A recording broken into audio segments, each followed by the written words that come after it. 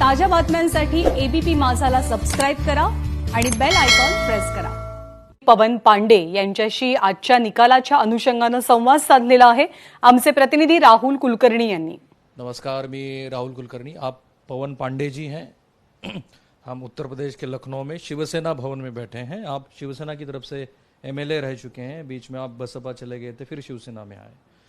तो आज की तारीख में मुझे महाराष्ट्र को ये जानना है पवन जी कि आज जो डिमोलिशन का केस चल रहा है तो उसका आपका एक्यूज नंबर क्या है? मैं एक्यूज नंबर फर्स्ट हूँ अभी, चूँकि ये दो मुकदमे थे। एक सीबीसीआईडी स्टेट गवर्नमेंट की तफ्तीश हुई थी और दूसरी सीबीआई की थी। एक रायबरेली में चला, एक लखनऊ सीबीआई कोर्ट में। बाद में सुप्रीम कोर्ट ने कहा कि सीआरपीसी के अंतर्गत एक अपराध के दो संज्ञान और दो ट्रायल नहीं हो सकते।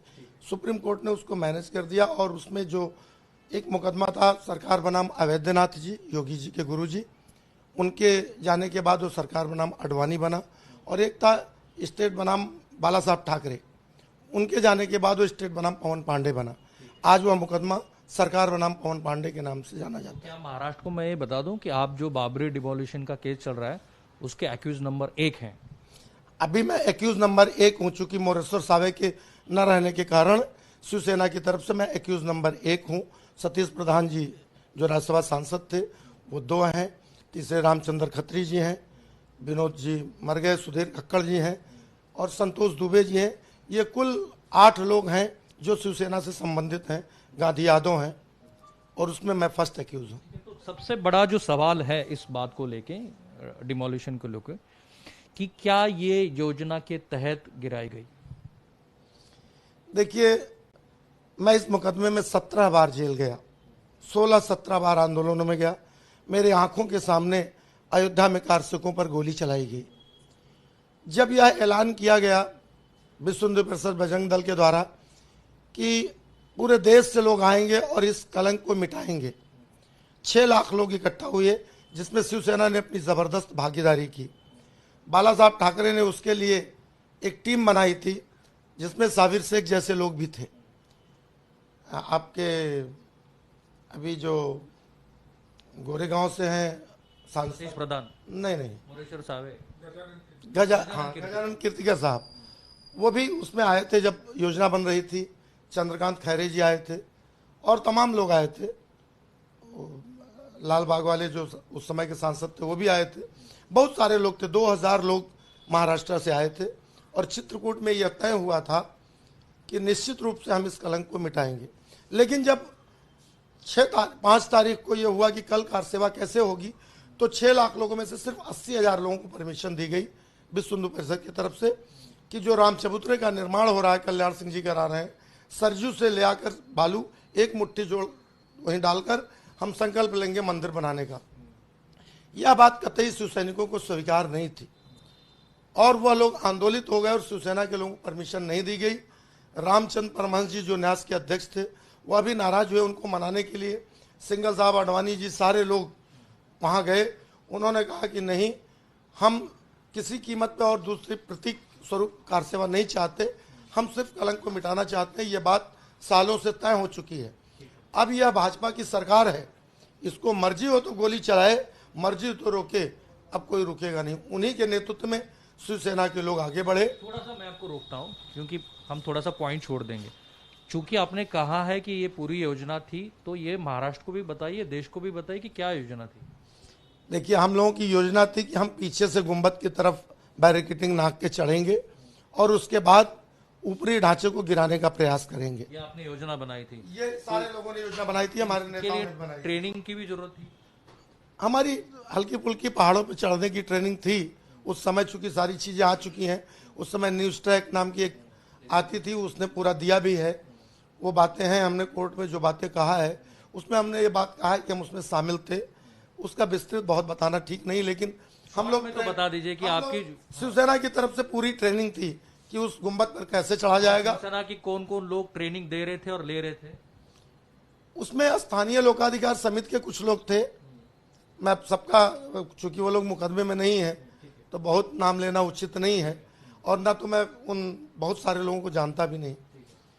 लेकिन ये प्रमुख लोग जो नेता थे, हमारे 5-7 सांसद, उस समय शायद 4 या 5 सांसद आए थे, एक राज्यसभा आए थे सतीश प्रधान जी, और इनके साथ ही वो लोग थे, नौजवान थे। वो कहते थे कि हम कुछ मिलिट्री स्काउट इस सब का कोर्स किए हैं, और रस्सियों से फंदा बनाना, चढ़ना, ये उनका एक मेन जो उसमें लक्ष्य था। और गए थे फावड़े लेकर, हम रस्सियों से किसी ऊंचाई पर कैसे चढ़ सकते हैं, यही इतनी बात और ये बाला साहब ठाकरे जी को पता थी? निश्चित रूप से पता थी, उन्होंने कहा था, और हम उनके ही निर्देश पे चलते हैं, हम उन्हीं के अनुयायी हैं, तब भी थे, अब भी हैं। तो फिर 6 दिसंबर को आपने क्या किया और जिन लोगों ने ट्रेनिंग ली थी उन्होंने क्या किया? देखिए, 6 दिसंबर को भीड़ अनियंत्रित हो गई, हम लोग दिगंबर अखाड़े से चले तो हमको रास्ते में रोका गया। फिर हम किसी तरह से उसके पास तक पहुंच सके, भाषण चल रहे थे, भाषण के दौरान ही उमा भारती जी ने भाषण दिया और उससे लोगों में जोश पैदा हुआ। उसके बाद मैं जब तक कुछ समझ पाता, मैं बिल्कुल गेट के पास ही था, तब तक लोगों ने उस बैरिकेडिंग को जैसे कोई दफ्ती का कोई कागज का टुकड़ा हो, उसको पब्लिक ने ढकेल के तोड़ दिया और सारी पुलिस वहां गिर पड़ी। आपने नहीं तोड़ा, पब्लिक ने तोड़ा, जो कार सेवक थे। कार सेवक थे, मैं भी था उसमें, लेकिन तोड़ने में शुरू में वही लोग थे, मैं तो नेतृत्व कर रहा था। तो सारे कार्यकर्ता थे, प्रताप सेना के थे, पंजाब के थे, उसमें हमारे साथ हरियाणा, पंजाब, सब जगह के शिवसेना के प्रमुख शामिल हैं, और सारे 5-7 प्रमुख हम लोग थे। वो सब एक्यूज भी हैं अभी भी उसमें। एक ये आपका कोर्ट का डिफेंस है जो आपने कहा कोर्ट में कि मैंने खुद नहीं तोड़ा लेकिन मैं वहां था? जो सच था वो मैंने कहा है, मैं तो उस स्थल पे था, ये मैंने इनकार नहीं किया, और लोगों ने तो इनकार भी किया है। हम ढांचे के पास थे, हम मीर बाकी का पत्थर ले गए। तो शिवसैनिकों ने उसको तोड़ा नहीं तोड़ा? तोड़ा, शिवसैनिकों ने ही तोड़ा, प्रताप सेना के लोग और शिवसैनिकों के लोगों ने ही तोड़ा। हम लोग उसमें शामिल थे, इसमें कहने में कोई संकोच नहीं है। और इस बात को बाला साहब ठाकरे ने 6 दिसंबर को 5 बजे कह दिया, जब वो मुझसे बात किए, उन्होंने पूछा, मैंने उनको बताया। बाला साहब ठाकरे ने फोन किया, नहीं, उन्होंने जब ये कहा कि मुझे गर्व है कि जिन लोगों ने वो तोड़ा ढांचा वो मेरे शिवसैनिक है, ठीक है, तो क्या उसके पहले आपकी और उनकी मुलाकात हुई, फोन पे बात हुई, क्या हुआ उस दिन? बाला साहब से तो हम हर महीने मिलते थे। उस दिन की मैं बात उस दिन नहीं बात हुई, चूंकि हम यहाँ पर 6 दिसंबर की घटना है, 28 तारीख को प्रेस कॉन्फ्रेंस शिवसेना की तरफ से सर्किट हाउस फैजाबाद में हुई है, उसका पूरा प्रेस नोट वगैरह भी एविडेंस में है। 29 और 30 को ये हुई है। मैं पहले ही आ गया था, लगभग 1 महीने पहले, चूंकि रुकने की व्यवस्थाएं करनी थी, हमको अपने लोगों को अलग अलग जगहों पे मंदिरों में रोकना था, बहुत भीड़ थी, इसलिए हम लोग अगर पहले से व्यवस्था न करते तो वो लोग रुक न पाते। तो अभी आपका कोर्ट का स्टैंड क्या है? कोर्ट का स्टैंड मैंने कह दिया है, मुझसे 1053 सवाल पूछे गए, उसमें से 6 लोग ऐसे हैं जिन्होंने ये बात कहा है कि हम ढांचा तोड़ते समय वहां थे या चढ़े थे या तोड़ने में शामिल थे। कौन 6 लोग हैं? वो है, एक गांधी आजाद है, गांधी यादव, संतोष दुबे, मेरे समझ से वेदांती जी ने भी इस बात को कहा है, और सुधीर कक्कड़, रामचंद्र खत्री। आपने नहीं कहा, लेकिन मैं तो कहा ही हूँ, मैं तो हूँ ही, मैं स्वयं तो हूँ, इसी में एक आध नाम इतना याद नहीं है, लेकिन यही लोग थे। अगर आज आपको सजा आती है तो? सजा आएगी तो मेरा अपने आप को मैं गौरवान्वित महसूस करूंगा। मैं रामकाज के लिए जो काम किया हूं, झूठ नहीं बोलूंगा, भगवान से बड़ा सत्य कोई नहीं है। ना बाला साहब ने झूठ कहा, ना मैं झूठ कहूंगा। अगर मुझे सजा होगी तो मैं जेल जाऊंगा, और अगर जमानत सब लोग लेते हैं तो जमानत लेंगे, लेकिन हम कोई क्षमा याचना नहीं करेंगे, हमको कोई पछतावा नहीं होगा, हमको गर्व होगा कि हमारी जिंदगी धन्य हो गई। हम एक मामूली परिवार में पैदा हुए, और बाला साहब ने पूरे देश में अपने पुत्र के रूप में, अपने शिवसैनिक के रूप में हमको इतना बड़ा बना दिया। अब हमको दुनिया में कुछ चाहिए नहीं। तो क्या उस घटना के बाद जो अपने भारत का जो सोशल फैब्रिक्स टूटा, जिसको लेके फिर पिछले 27 साल में बहुत चर्चा हुई, उसको लेके आपको कोई खेद नहीं होता? देखिए, मैं तो ये मानता हूं कि ये तो पॉलिटिकल लोगों का था।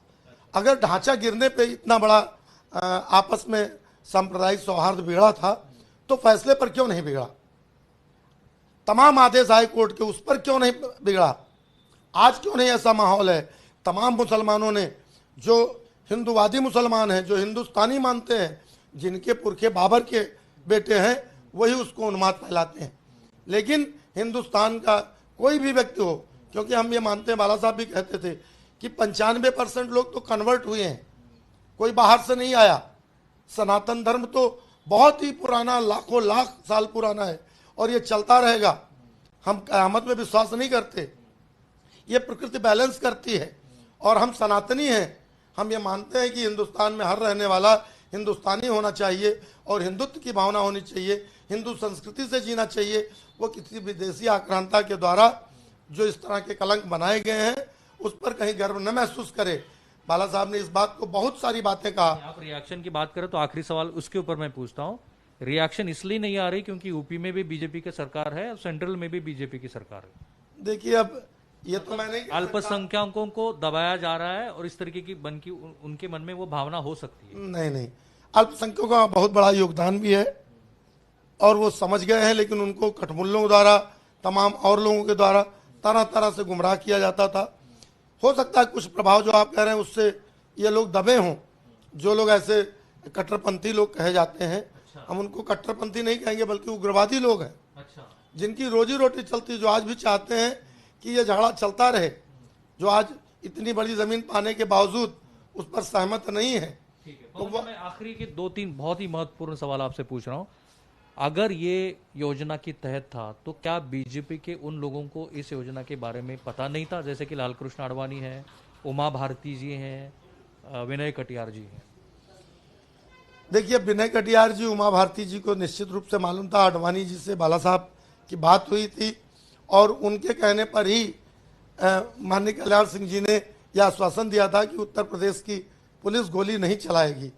और उन्होंने इस बात को स्वीकार भी किया है, कोर्ट में उनकी सजा भी हुई है।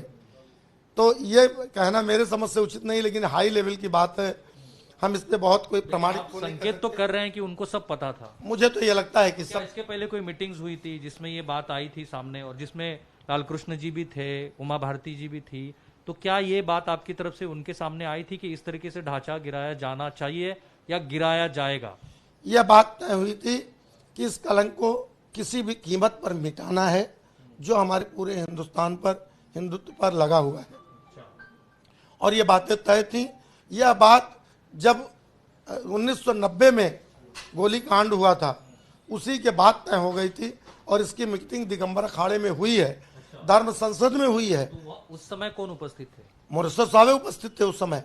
शिवसेना की तरफ, बीजेपी की तरफ? बीजेपी की तरफ से पूरी 91 में तो पूरी मंत्रिमंडल थी उत्तर प्रदेश की, सब दिगंबर अखाड़े क्यों नकार रहे हैं अब? ये क्यों नकार रहे हैं? लालकृष्ण जी ने भी कहा कि मुझे पता ही नहीं है, कार सेवकों ने ये सब किया। उमा भारती जी का तो मुझे पता है। हाँ। उमा भारती जी तो, मैं कोर्ट में गया, मेरी कान पकड़ी और बोली कुछ भी क्यों बोलता रहता। मैंने कहा क्या हुआ दीदी, मैंने क्या गलत कहा? बोले जो चीज जहां बोलनी वहीं बोलो। उन्होंने ये भी कहा मेरी बड़ी बहन है वो। खुद को बचाने की कोशिश। अब उनकी अपनी क्या योजना हम नहीं जानते, बहुत बड़े लोग हैं, लेकिन जानकारी तो सबको थी। मैं राम के नाम पर असत्य नहीं बोलूंगा, ये मेरा संकल्प है और बाला साहब से हमने सीखा है। चलिए, मेरा आखिरी सवाल, 6 दिसंबर के दिन आप जब वहां पे थे तब ये जो बाकी अक्यूज हैं वो क्या कर रहे थे? जैसे कि लालकृष्ण आडवाणी जी हैं, उमा भारती जी हैं, प्रमोद महाजन जी हैं। उसमें 2 तरह के लोग थे, प्रमोद महाजन जी, उमा भारती जी, वेदांती जी, या जो लोग ये ऐसे हैं।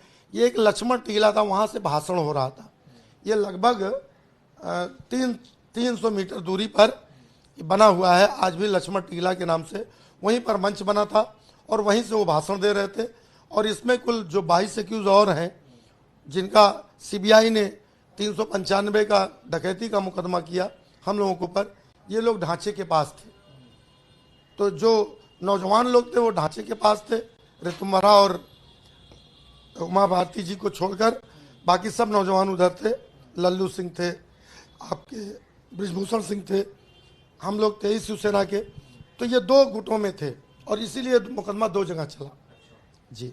तो ये लोग 300 मीटर दूरी पर मंच पर खड़े थे, काफी ऊंचाई पर। हम लोग ढांचे के पास खड़े थे जहां रामलला के अंदर जाने का गेट था। चलिए, मेरा आखिरी सवाल, अब शिवसेना ने अपनी पॉलिटिकल लाइन बदल दी है, इस बात को लेके तो नहीं है लेकिन ये मामला फिर भी पूछा जाएगा। अब महाराष्ट्र में कांग्रेस, शिवसेना और एनसीपी की सरकार है। देखिए, सरकार किसी की हो, लेकिन अभी तक तो शिवसेना ने राम जन्मभूमि पर या हिंदुत्व पर कोई ऐसी बात नहीं की है। हाँ, मुझे कांग्रेस से समझौते का दुख है, क्योंकि कांग्रेस की नीतियों से ही ये सारा देश में इस तरह की स्थितियां पैदा हुई हैं। लेकिन अब ये राजनीतिक लोग हैं, जब बीजेपी मुफ्ती मोहम्मद को बना सकती है, क्या तब argument शिवसेना के बाहर क्या कहें। तो इस तरह से राजनीतिक लोग कब कहाँ क्या समझौता कर लें। बड़े लोग हैं, लेकिन कांग्रेस से हम लोग संतुष्ट नहीं हो सकते, क्योंकि कांग्रेस ने काफ़ी कुछ ऐसा कार्य किया है जिससे यहाँ दो तरह की चीज़ें चली हैं और हिंदुओं को बहुत दबाया गया है। हमारे तीर्थस्थलों को बहुत जीर्ण शीर्ण अवस्था में पहुँचा दिया गया, उनका रख रखाव ठीक से नहीं हुआ और वह हमेशा तुष्टिकरण के पोषक रहे, इसलिए हम उससे बहुत संतुष्ट नहीं होते। आपके ऊपर भी तो ये एलिगेशन लगते हैं कि आपने भी मुसलमानों का बहुत ज्यादा नुकसान किया, जैसे दंगे हुए हैं। देखिए, अब दंगे में तो मैं नहीं था, मैं तो एक ही जगह रह सकता हूँ। मैं तो देवरावा बाबा हूँ नहीं कि हर जगह पहुँच जाऊँ। जब मैं ढांचा तोड़ने में था तो दंगे में कैसे पहुँच जाता। दंगा तो उसी अभी दिन आपको था। कोर्ट में जाना है, जी। कितने बजे जाएंगे? बस हम 10 बजे 10:15 पे यहाँ से निकलेंगे और 10:30 बजे हमको कोर्ट पहुँचना है। चलिए, बहुत बहुत शुक्रिया, बहुत सटीक बात की आपने, थँक्यू सो मच. तुम्ही बघितलं असेल की जे आरोपी क्रमांक 1 आहे श्री पवन पांडे यांनी कोणतीही अशी गोष्ट लपवलेली नाही. त्यांच्या मुलाखतीचा सारांश असा की बाबरी मशीद पाडणं हा एक सुनियोजित कट होता. तो सुनियोजित कट शिवसेनेच्या काही प्रमुख नेत्यांनी आखला, त्याची ट्रेनिंग त्यांनी घेतली आणि ह्याची सगळी कल्पना भारतीय जनता पार्टीच्या नेत्यांना होती. पवन पांडेजी आणि भारतीय जनता पार्टीचे नेते हे प्रत्यक्ष घटनास्थळी उपस्थित होते. त्यांनी कारसेवक आणि त्याच्यामध्ये सहभागी होऊन बाबरी मशीद पाडण्यामध्ये सक्रिय सहभाग घेतला. कॅमेरामॅन काकासाहेब कांबळेसह मी राहुल कुलकर्णी, एबीपी माझा, लखनौ.